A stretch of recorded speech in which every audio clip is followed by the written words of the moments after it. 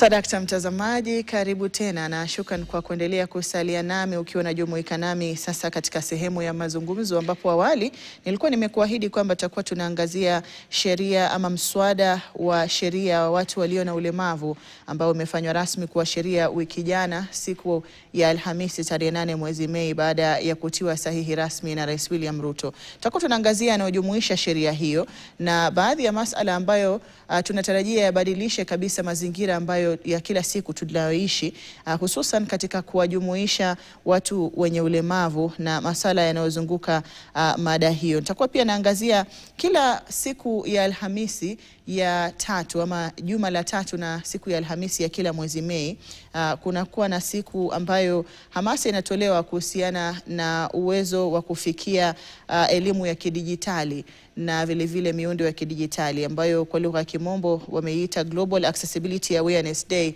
ikiwa inafanyika kila Alhamisi ya tatu ya mwezi wa Mei. Itakuwa inafanyika hapo kesho, ikiwa juma hili kauli mbiu ni kujenga ama iliyojengwa na ujumuishaji bila kuweka vikwazo ama vizuizi. Tutakuwa tunaangazia ni yapi ambayo tunatarajia kuangalia tunapozungumzia hayo. Tuna mengi ya kuangazia, lakini studioni wageni wangu wameshawasili na nitakuwa namhusisha Julius Mbura ambaye ni mshauri wa sheria na haki katika shirika la Enable.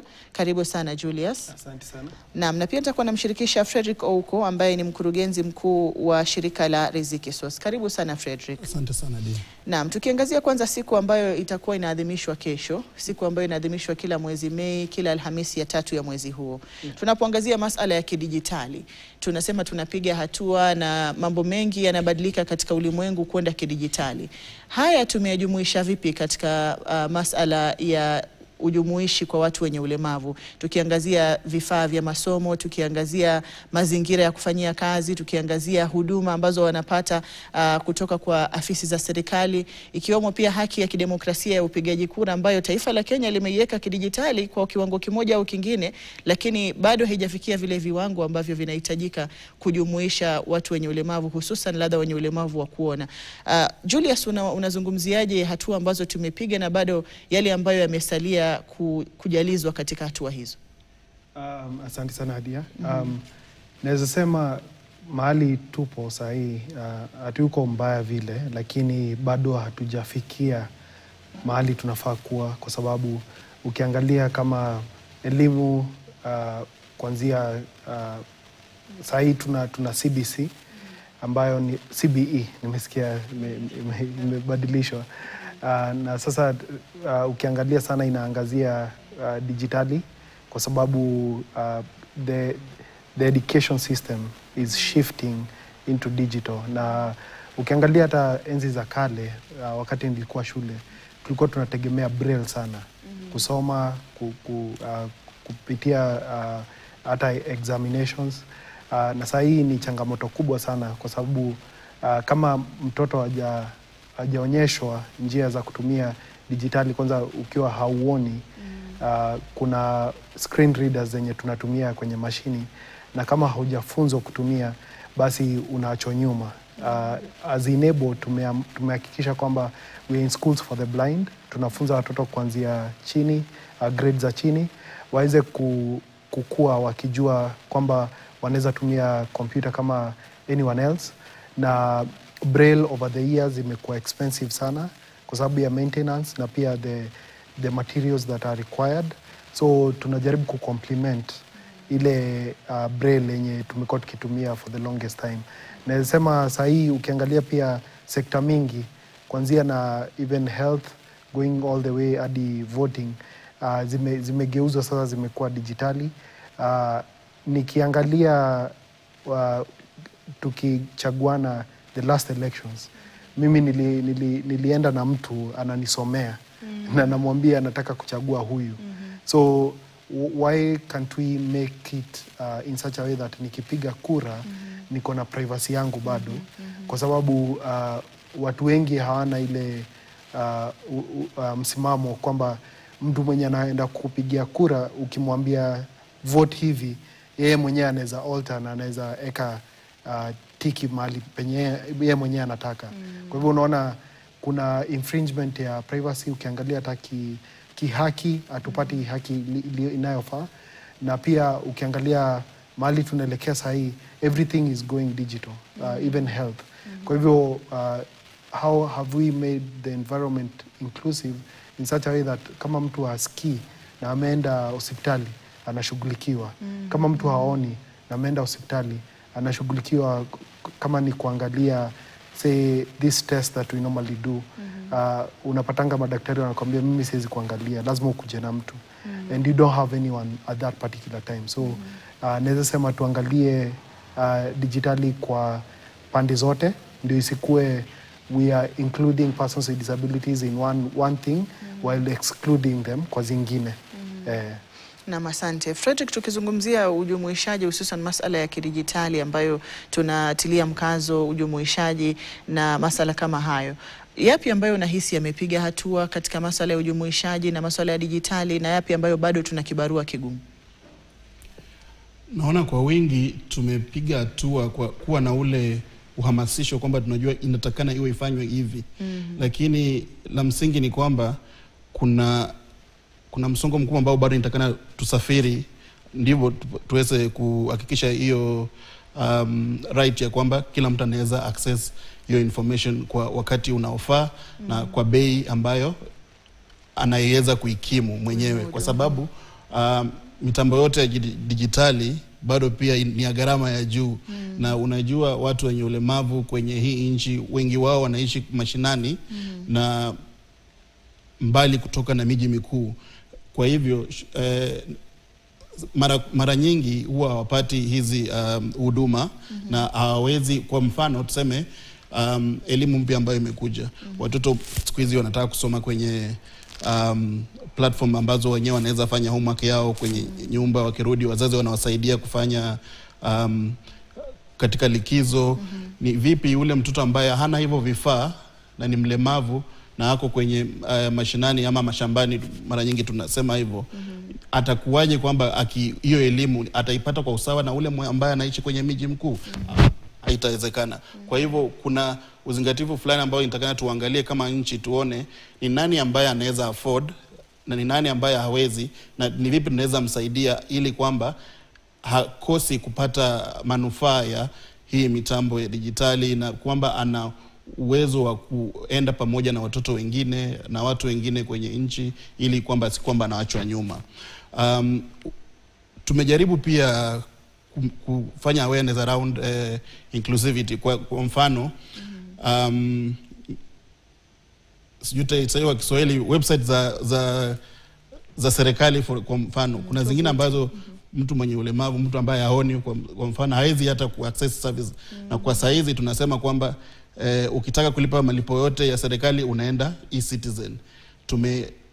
Tumehakikisha kwamba mtu yote ambaye ako kwenye ambaye hayuko kwenye mji mkuu anaweza access hiyo service, na ni gharama ipi ambayo itabidi ailipe ndivyo aweze kuwa kwamba anaweza access hiyo huduma. Kwa hivyo ni mambo mengi ambayo tunataka tuangalie. Ndio kuna fahamu kwamba watu wanaenda huu mkondo, kwamba kila kitu kinaenda kwenye dijitali, lakini ni gharama ipi ambayo mtu mlemavu inatakana aimudu ndio kwamba aweze kupata huduma fulani. Hayo ndio mambo ambayo inatakana tuanze kuiangalia. Kimsingi ndio kwamba kila mtu anaenda pamoja, si kwamba tunaenda ndio tumeelewa kwamba inatakana tuende mbele, lakini ili hali wengi wanaachwa nyuma.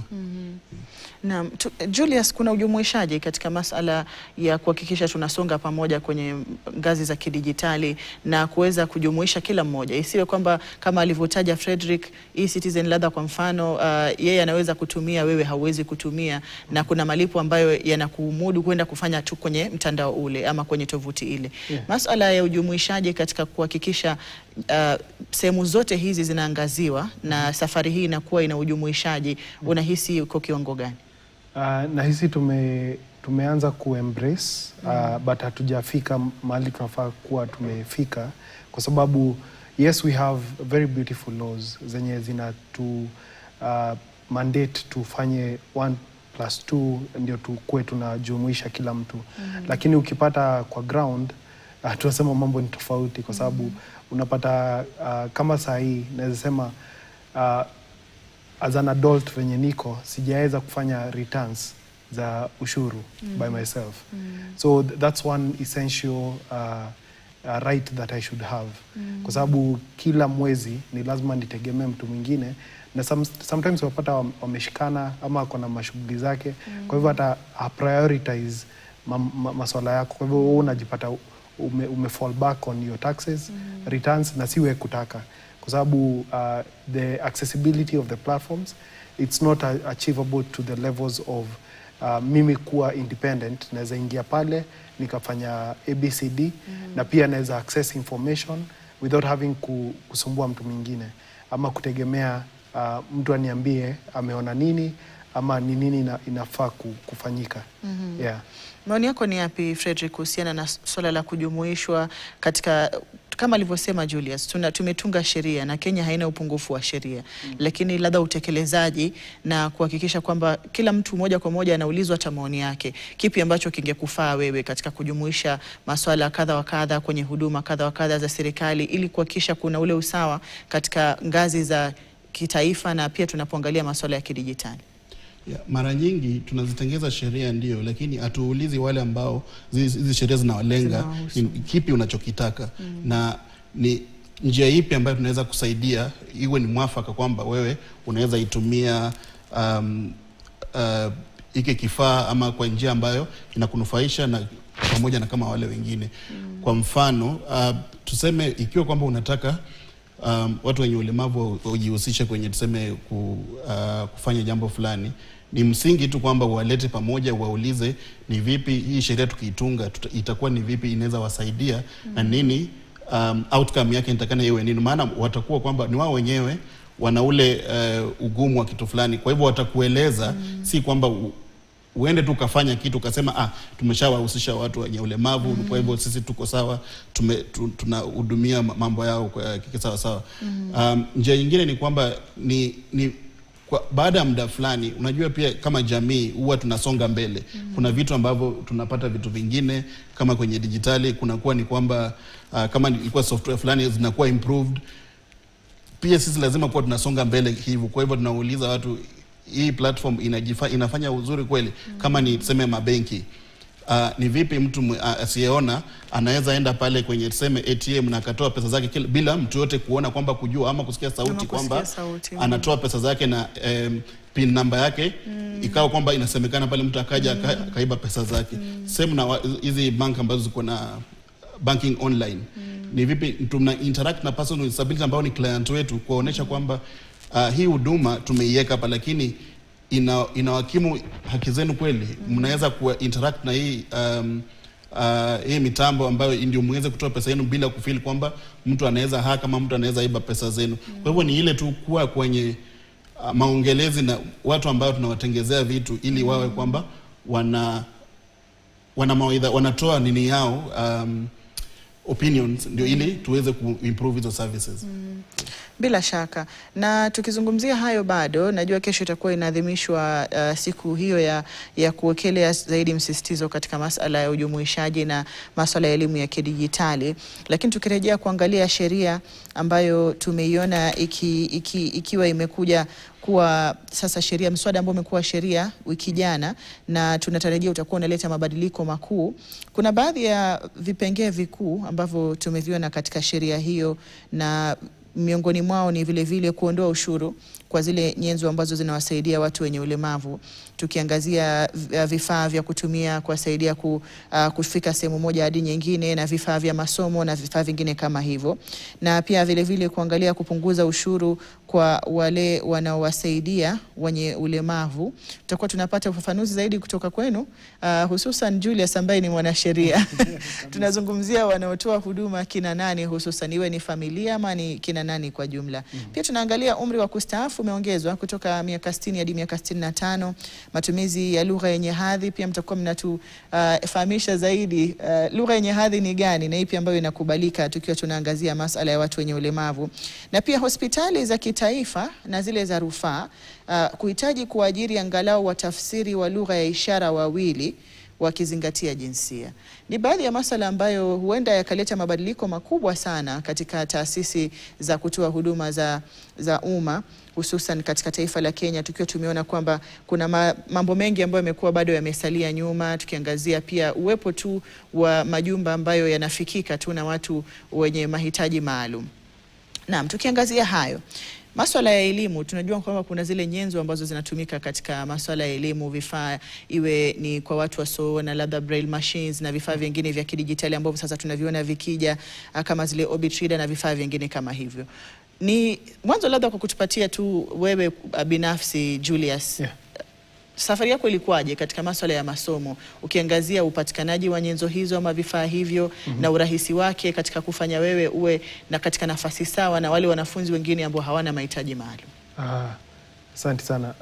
Nakumbuka nilipopoteza macho nilipelekwa Thika Primary School for the Blind, na ilikuwa changamoto kubwa sana for me to adapt na kuweza kuanza kutumia braille. I would say from there ilikuwa ngumu sana kwa sababu braille is like a different language. Unaanza ni kama mtoto mdogo kuanza kujifunza matamshi, kwa hivyo lazima ujue hizo patterns za dots na venye unaziandika. Na pale shuleni tulikuwa tunajua hata administration yenyewe ina struggle kupata materials za braille. Na pia nilipofika university ilikuwa pia changamoto kubwa sana for me to use braille, ikuwe transcribed ndio niweze kumakiwa even my own assignments. I would say with interventions kama Enable na Rizikisos, tumeweza kuintervene in such a way that tuna incorporate digital accessibility, ndio watoto waweze kuwa wako at a very good place ya kukua they are at par with the rest of the society. Na hiyo ndio tunaita inclusive education. Ile ambayo nilipitia ilikuwa inaitwa special needs education system, ambayo unapata watu wote wako na ulemavu wa kutoona wanawekwa shule moja, walio na ulemavu wa kutembea wanawekwa shule lingine. Lakini in the long run unapata kwamba hii ni discrimination by itself, kwa sababu ukifika kama university, chuo kikuu nilijipata mimi mwenyewe in a class of 300 nilikuwa peke yangu, not only blind but any kind of disability. Kwa hivyo unapata iko na disadvantage kwa sababu at the lower levels, primary na high school, uko na your peers, watu walio na ulemavu kama wako, lakini ukifika chuo kikuu unajipata uko peke yako, na pia inakuwa very difficult for you to integrate kama hauna skills za digitali, kwa sababu sahii especially after COVID everything has shifted to online. So I would say digitally is going digital is an answer to persons with disabilities, na hiyo ndio inatusaidia tukue sawa na kila mtu yoyote. Asante Julius. Frederick amezungumza masala muhimu Julius ya jinsi ambavyo tumeweka mfumo wetu wa elimu na elimu maalum ama special needs education. Ni yapi ambayo ungeyazungumzia ukiangazia elimu ambayo tumekuwa tukifuata tunapojumuisha watu wenye ulemavu na ile ambayo tungetaka kwenye ndoto zetu iwe ili kuweka ule usawa katika masuala ya elimu? Pia labda ukipeana tu wewe binafsi mtazamo wako ni gani kuhusiana na labda safari yako ya elimu ulivyopitia, ukiwa wewe unatazamwa na watu ambao wangetaka kufika ulipofika wewe. Asante. Kuhusu elimu kuna mambo ya kimsingi ambayo inafaa tuyashughulikie. Ni kwamba mtu akiwa mlemavu si kwamba ana dunia yake ama nchi yake ambayo anaishi peke yake. Wote tunaishi kwenye familia ambazo pia hazina watu walemavu. So tunaishi kwenye familia ambayo ni zina watu tofauti tofauti, na kutuweka kwenye shule ambazo zinatubagua, ambazo tuseme mara nyingi wanaziita special schools, ina kwamba si tukikua hatuna uwezo wa kufahamu kwamba kuna watu ambao wasiofanana kama sisi huko nje, na atu develop zile mbinu za kuwa kwamba tunaweza interact na wewe sasa tuseme adia. Kwa hivyo na kuwa nikikuwa kwamba maybe ni sisi tu tunafanana hivi, tunatembea na hii crutches ama ni hii gari za magurudumu. So hatuna, tukikuwa sasa akili yetu haishiki hizo kwamba, lakini kwa hivyo tukitoka kwa shule, tukifunga shule, tunaanza kushangaa mbona huyu jamaa anatembea bila kusaidiwa na chochote or something. Na pia unapata watoto wengine wanaanza kutuangalia wakishindwa, ni mbona wewe nawe unatembea na magurudumu hii gari yenye magurudumu, au unatembea na hiki kijiti, mbona hizo unatembea kama. But ikiwa kwamba tunaweza soma pamoja, ambayo sasa inaitwa inclusive, kila mtu utakuwa unajua shida za Fred ni hivi na mimi naweza msaidia. So ikiwa tunakuwa pamoja, tukiwa na wale watu kusaidiana, na tunajua kwamba ule ulemavu wangu si kwamba siwezi fanya chochote, nilikuwa tunakaa pamoja, tunakuwa na tunaweza kuwa wananchi ambao wanafahamiana. Kwa hivyo mara nyingi, na hata hii sheria ambayo imepitishwa inahimiza shule kwamba ziwe zinaweza wahudumia watoto ambao wana ulemavu, isiwe kwamba ni lazima iwe shule ya kipekee ya watu wenye ulemavu. Hivyo ndio kwamba kila mtu akikuwa atakuwa anajua kwamba naweza soma pale popote, na si lazima niende mikoa mitatu ama minne ndio ili nipate shule ambayo inaweza kimu mahitaji yangu. Yeah. Nafikiri hiyo pia inasaidia katika kuondoa unyanyapaa katika jamii. Yes. Na kule kuelewa na kukubali kwamba kuna watu ambao wana mahitaji maalum lakini bado wana uwezo sawa tu na ule wangu nilio nao. Kama sasa hivi Julius ni wakili na wewe ni mkurugenzi mkuu wa shirika ambalo linasaidia watu wengine wenye mahitaji maalum. Kwa hivyo pia inawezesha wale wengine katika jamii kuwa na mtazamo tofauti wanapomtizama mtu mwenye mahitaji maalum. Bila shaka. Tukiangazia masuala ya uajiri, tunaona sheria hii pia imesisitiza kwamba wale walioajiriwa ama wafanyakazi ambao wana mahitaji maalum wao wanaweza kuondolewa ushuru, na pia wale ambao watakuwa wanaajiri ama wana majumba ambayo yatakuwa yanatoa huduma na afisi tofauti wanapogharamia kuwepo na utofauti katika kuwezesha kufika yale majumba kwa watu wenye mahitaji maalum, wanaweza kutolewa ushuru katika zile gharama ambazo wametumia na masuala mengine kama hayo. Nyinyi sasa hivi mpo katika soko la uajiri licha ya kuwa na mahitaji maalum. Ni mfano mzuri kwa wengine wengi ambao bado wapo shuleni na wanataka kufika mlipofika. Kipi ambacho mngekizungumzia katika soko la uajiri kwa watu wenye mahitaji maalum kwa sasa, Julius? Naweza sema kwanza ni kuelewa kwamba watu walio na ulemavu wanaweza fanya kazi kama mtu mwingine yoyote. Kwa hivyo ulemavu haujachukua uwezo wangu ama wa Fred kutofanya kazi. Kwa hivyo kuna kitu tunaitanga reasonable accommodation. Hii ni create a conducive environment kwa yoyote yule aliye na ulemavu pale kazini, kuwa anaweza tumia. Kama mimi sasa venye niliingia Enable, nilipatiwa kompyuta iliyo na screen reader. Hiyo ni ya kuniwezesha kufanya kazi without depending on someone else. Kuna mambo ingine ndogo yenye wanao eka especially the policies pale kazini. Kama siwezi fika kazini at this particular time, unafaa understand, because mtu kama Fred atahitaji time kutoka kwa nyumba kuingia kwenye gurudumu lake na kuweza kujisukuma hadi kazini. Kwa hivyo hiyo reasonable accommodation ina extend hadi pale ambapo how are you interacting na your colleagues pale kazini and even outside externally. Ndio isikue pia haupatiwi njia za kufika tuseme kwenye field na unatakana uende maybe you take data ama uongeleshe watu kule nje, but haujapatiwa njia ya kufika huko, haujapatiwa mtu wa kukusaidia kutembea na wewe kama guide. Mimi kama blind nahitaji nikuwe na mtu ambaye anatembea na mimi. Fred anahitaji mtu ambaye anaelewa venye anaenda na kumsukuma, ama pia mtu mwenye ni deaf anahitaji mtu wa sign language interpretation. Kwa hivyo unahakisha pale kazini uko na mambo yote, ama umezingatia hata jengo lenyewe ambavyo limetengenezwa naweza fika from ground floor to 5th floor ama 10th floor, mahali ambapo unafaa kufanyia kazi. Na kama siwezi fika, then una create another understanding ya kwamba naweza fanya kazi nikiwa nyumbani. And that's why going digital is very important.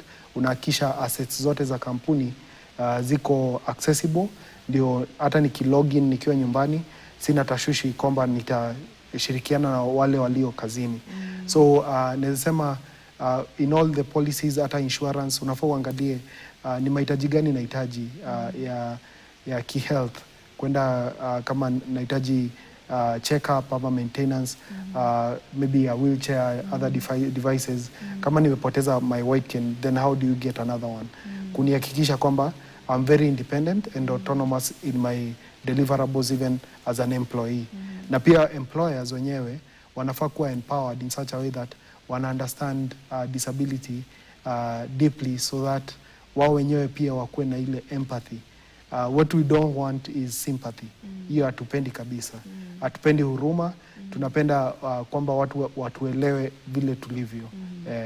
Na bila shaka nitakuwa napata maoni ya Frederick, lakini kwa sababu ya muda napata fursa ya kuingia madukani. Nitakaporejea tutakuwa tunayazungumzia zaidi yale ambayo yanajumuisha sheria hiyo na ni yapi ambayo waajiri wajitayarishe nayo katika kuweza kuhakikisha kwamba basi wanakwenda sambamba na sheria yenyewe. Na kusihi usiende mbali.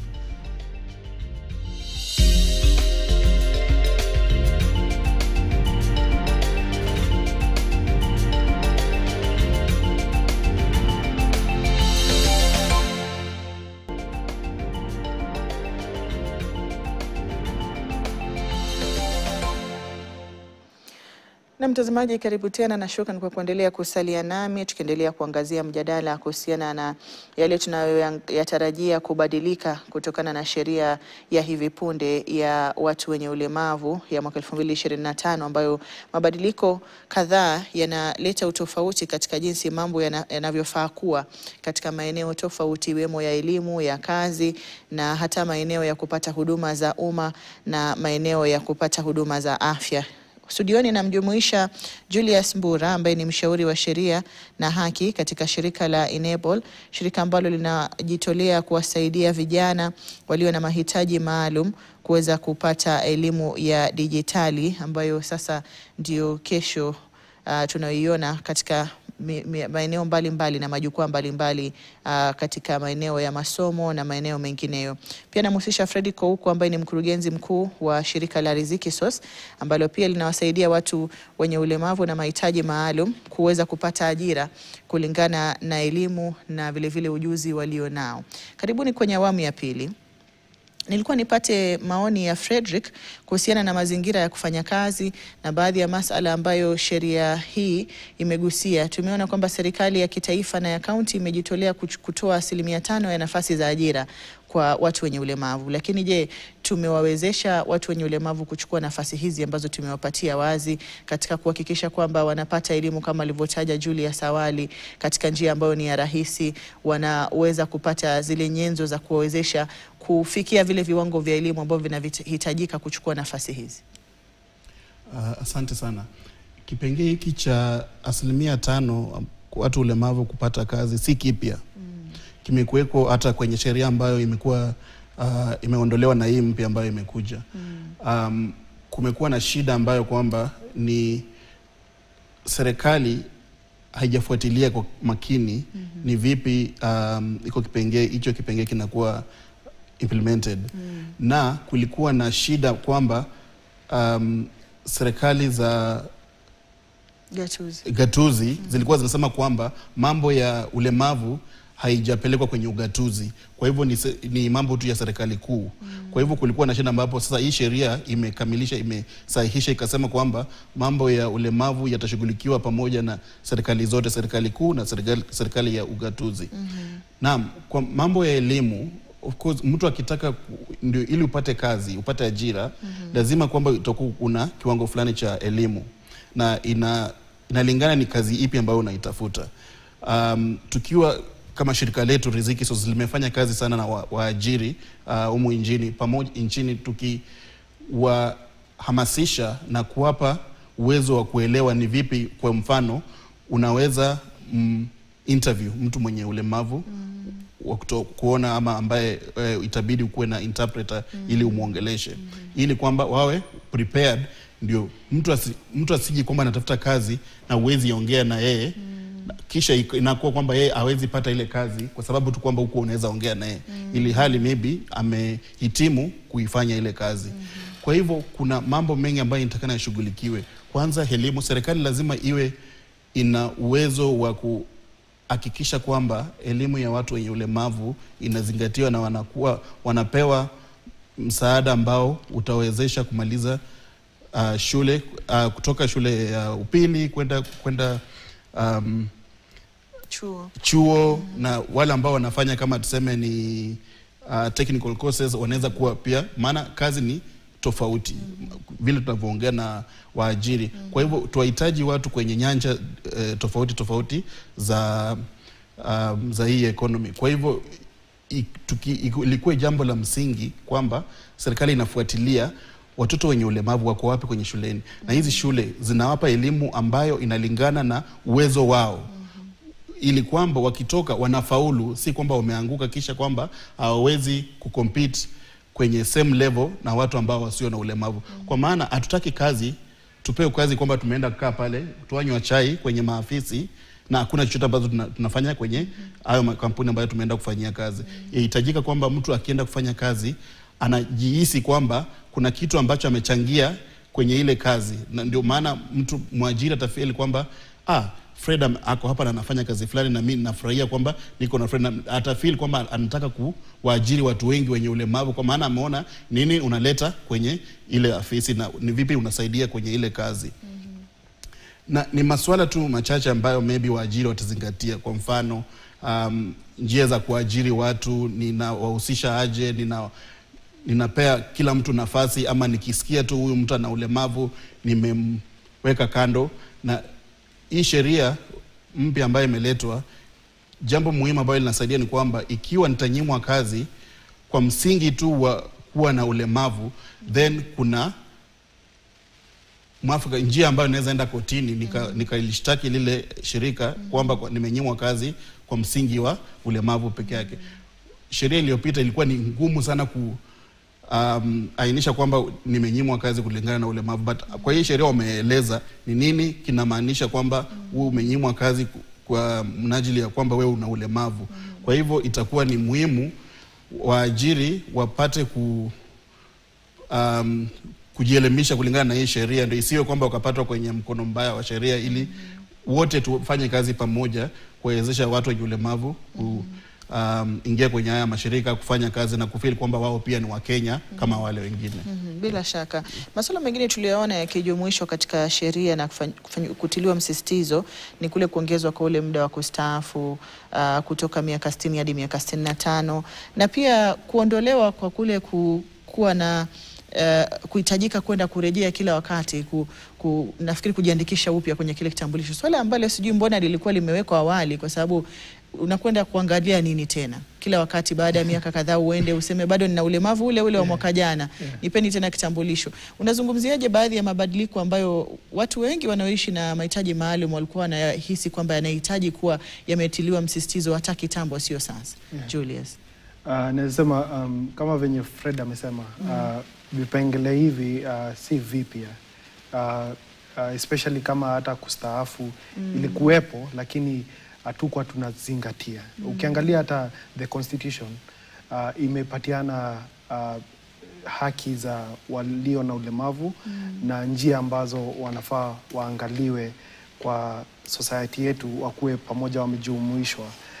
Ukiangalia article 54 inaeleza kwa ndani jinsi ambavyo walio na ulemavu wanafaa wahusishwe kwa njia tofauti.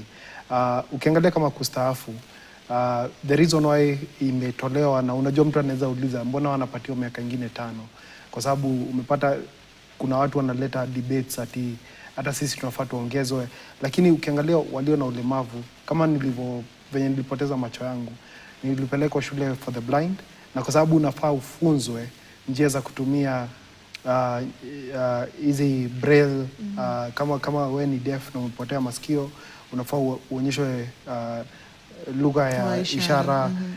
That takes time.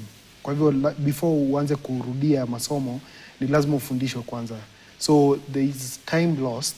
Kwa sababu ukiangalia venye nilipoteza macho nikiwa miaka 10, by the time nilikuwa narudia masomo yangu, niliokuwa nao walikuwa wamesonga mbele. Kwa hivyo kuna miaka kama 5 yenye sisi huwa tunapoteza tukijaribu ku catch up na the rest of the society. Kwa hivyo ile kustaafu si kwamba ati tunaonewa huruma, but ni vizuizi ambavyo vilikuwepo mbeleni, kwamba tuwezi kuwa ati tuna integrate into the society seamlessly. Ukiangalia mambo ya tuseme kuna hiyo kustaafu, yes, lakini pia kuna kutozwa ushuru. We need a lot, and mi husema kwamba ukiwa na ulemavu unahitaji pesa zaidi ndio ukue uko in a place yenye uko fully independent na unaweza fanya mambo yako vile ambavyo wewe mwenyewe unataka kuyafanya. Kwa hivyo kutolewa ile kutozwa ushuru inakusaidia uweze kuzingatia mambo ya assistive devices kama kununua hii white cane, kununua gurudumu la Fred, it's not cheap. Na tunahitaji hata kuimport. That's why hii sheria mpya inazingatia zaidi na kusisitiza kwamba hata nikileta assistive device haifai kutoza ushuru kwa sababu inakuja kunisaidia mimi kunipatia independence. Unaona? Pia income tax imetolewa kwamba ninapoajiriwa sifai kutolewa ile ushuru ya pay kila mwezi. Inafaa kunisaidia kwa njia zingine kwa sababu ukiangalia hata mahitaji yangu kufika tuseme kazini, wewe unaweza hata panda pikipiki, unaweza panda nini za umma kwa urahisi, mimi itakuwa ni shida. Kwa hivyo unapata naanza kutumia taxi kufika kazini, which is very expensive. That's why ile kutolewa hiyo ushuru inatusaidia pia kwa njia zingine kujimudu si wenyewe na kujikimu. Ukiangalia pia sheria ambayo imepitishwa na njia ambazo zenye zinafaa zifuatiliwe, I would say serikali kuu iko na kazi sana kuhakikisha kwamba we implement all this kwa sababu si mambo mapya haya.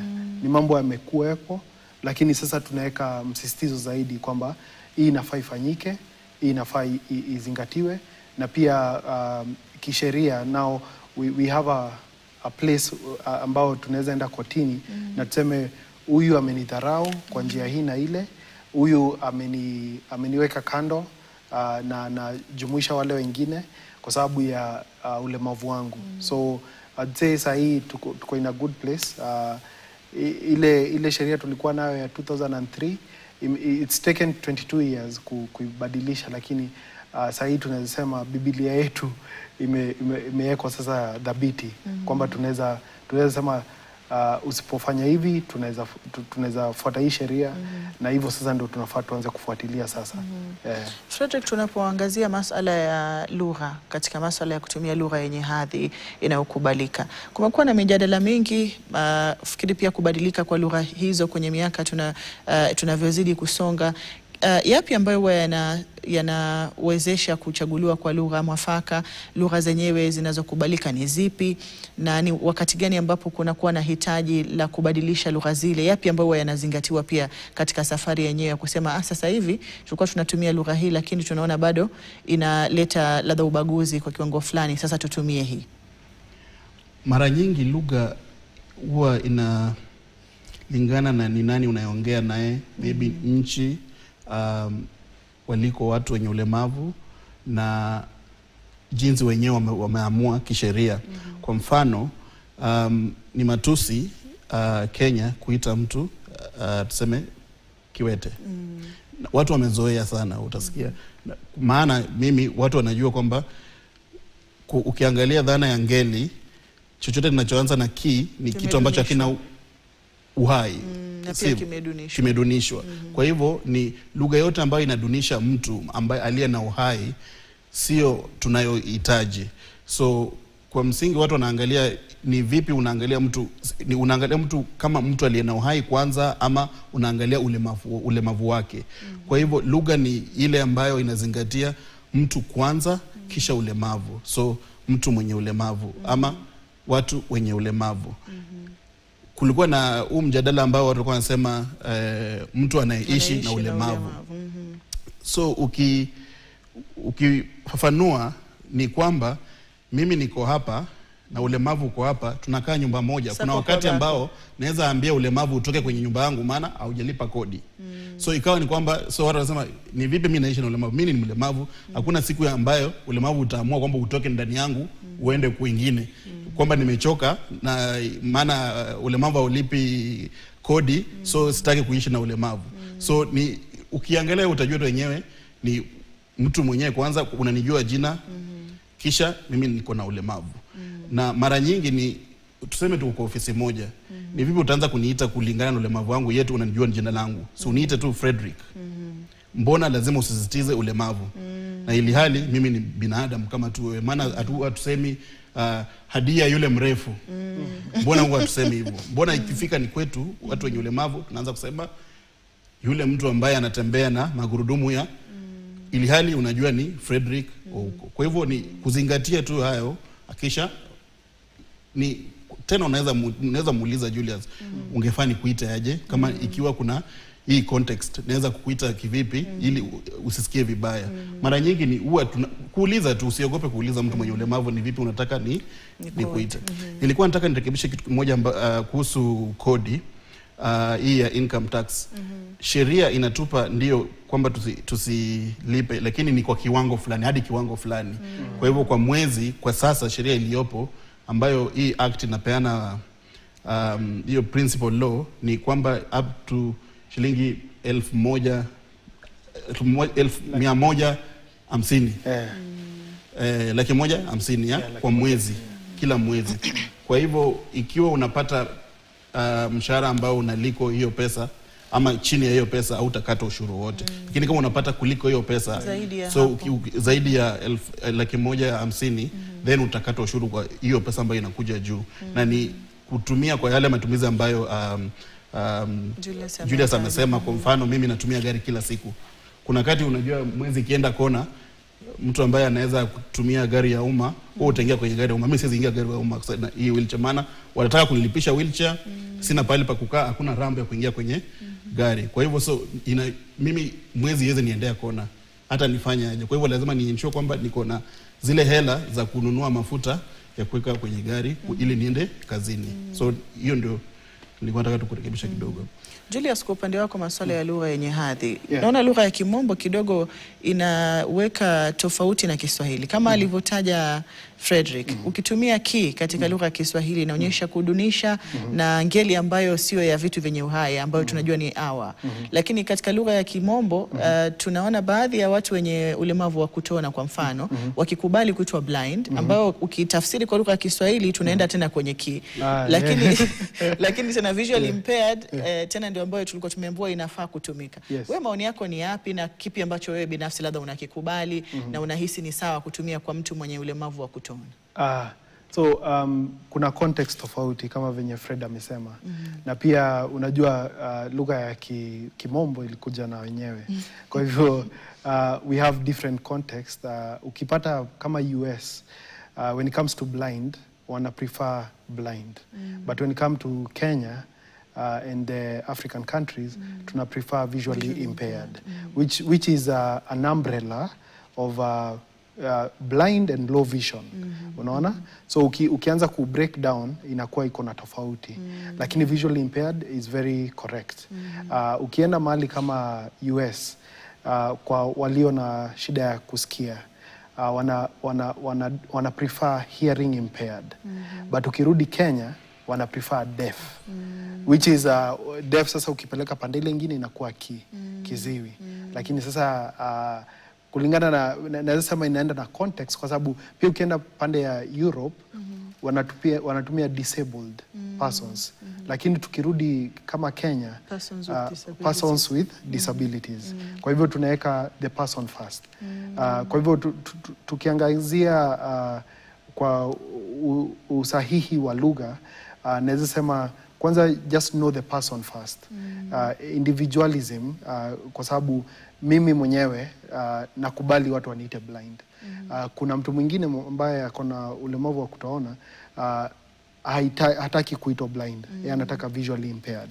Kwa hivyo naweza sema kwanza you read the room, na pia ni vizuri ukiaddress watu walio na ulemavu kwa wingi utumie tu the politically correct terms, ndio usijipate uko mahali umeshikwa mashati. Na bila shaka. Tukiangazia masuala ya ujumuishaji na uwakilishwaji katika ngazi za kisiasa, tumezungumzia upigaji kura ambao bado tunaomba Mungu kwamba tufike kwenye ile hatua ambayo Julius sana haja ya kwenda na mtu amwambie pigia mtu fulani, hajui kama amepigia huyo mtu ama hajampigia, kulingana na kwamba yeye hawezi kutumia maandishi ya braille kujipigia mwenyewe kura ya siri na masuala mengine kama hayo. Uwakilishaji katika nafasi za kisiasa tumeona kukiwa kidogo na juhudi kutoka kwa serikali katika kuhakikisha hilo, na tukiona bila shaka Seneta Asige akiwa miongoni mwa viongozi ambao wamekuwa mstari wa mbele katika kuhakikisha hata huu mswada ambao umekuwa sheria basi unasukumwa na kufika pale ambapo tumeuona. Nazungumziaje safari hii ya ujumuishaji, uwakilishaji na hizi nafasi ambazo zimewekwa kuchukuliwa ipasavyo, Frederick? Ya Asige, Senator Asige ni mmoja kati ya wengi na ni wale tunaita outliers. Maana kuna wengi ambao wameenda kwenye zile nafasi hawajafanya chochote, hawajasaidia watu wenye ulemavu. Lakini Asige unaona ameonyesha kwamba ile nafasi inaweza ikatumiwa ikawa kwamba inafanya kile ambacho ilibuniwa ili ifanye. Kwa hivyo tunamshukuru na pia tunampa kongole ya ili wengine nao wajifunze kutoka kwake kwamba inawezekana. Ni vipi unafanya kazi na wabunge wenzako kuwaonyesha kwamba ili swala ni swala lenye umuhimu kwa watu wenye ulemavu nchini. Maana kuna vyama vya upinzani ama ile kwa serikalini ambazo pia bado zinawachagua watu mashinani ambao wenye ulemavu kwa zile nafasi zao, but wanaweka wale watu ambao ni tuseme ni relatives.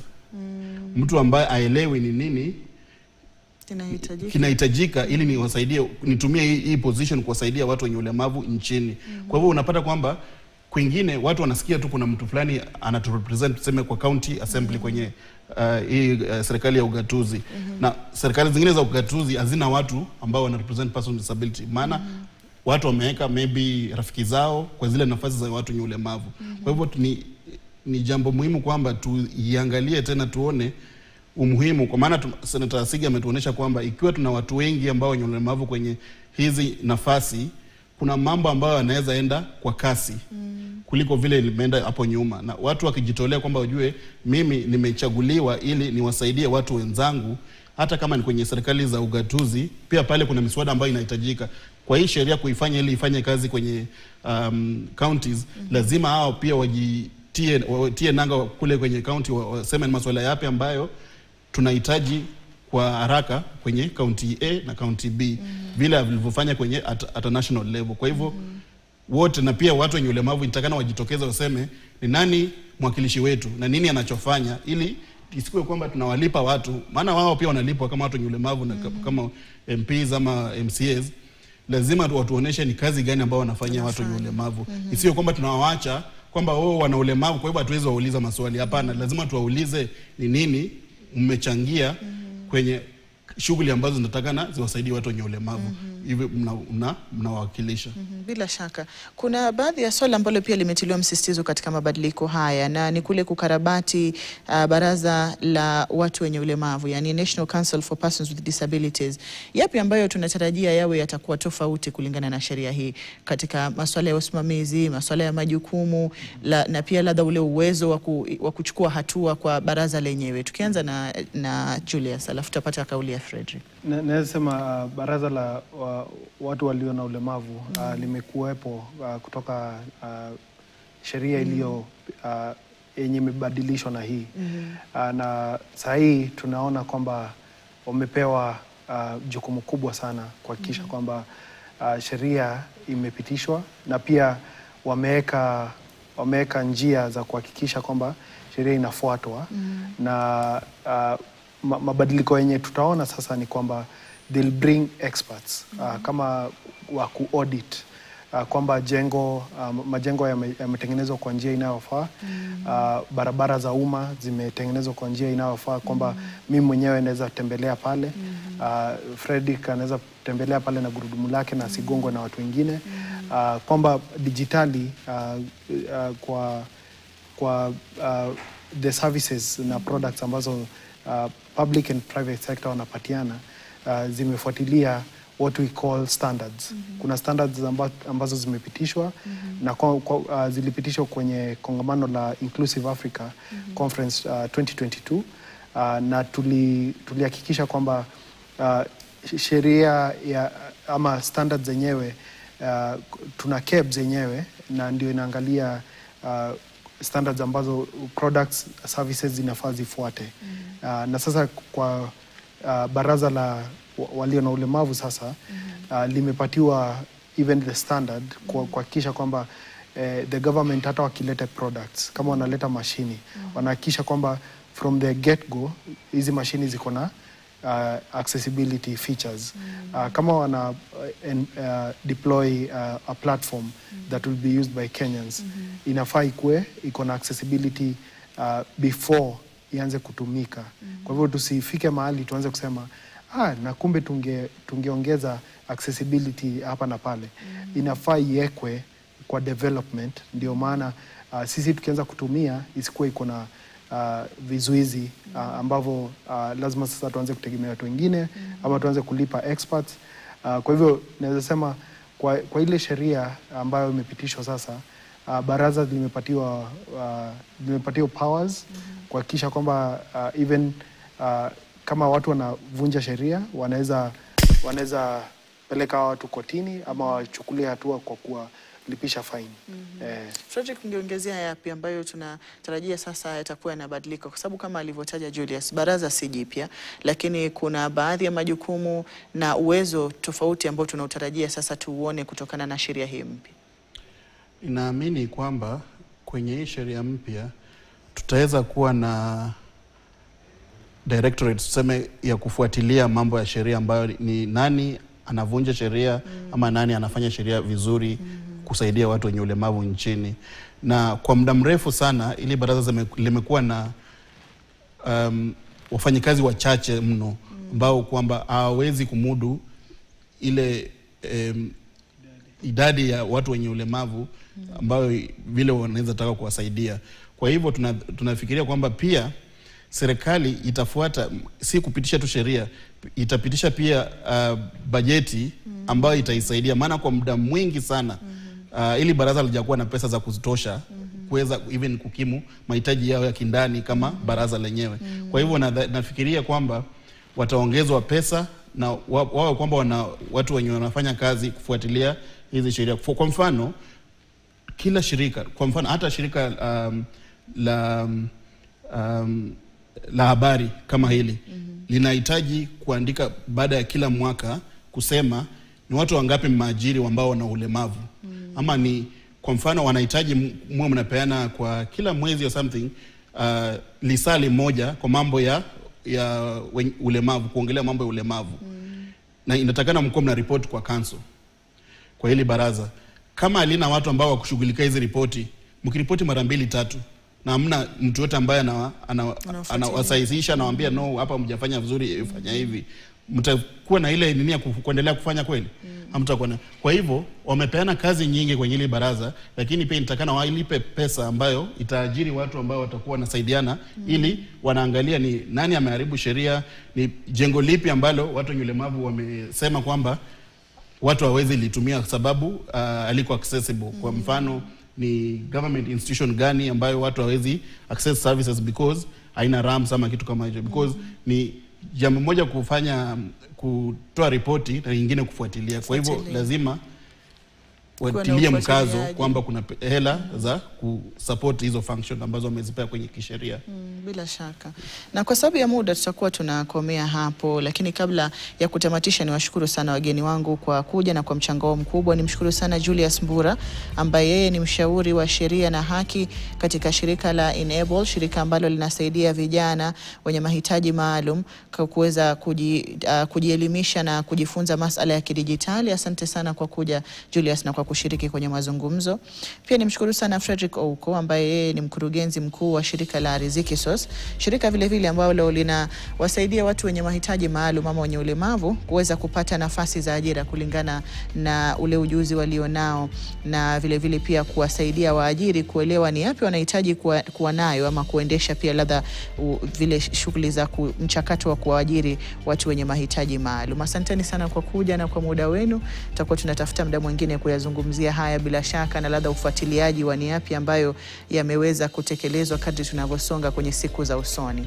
Mtazamaji, kufikia hapo napata fursa ya kuingia madukani. Nitakuwa narejea na mengi ndani ya muda usiokuwa mrefu, na kusihi usiende mbali.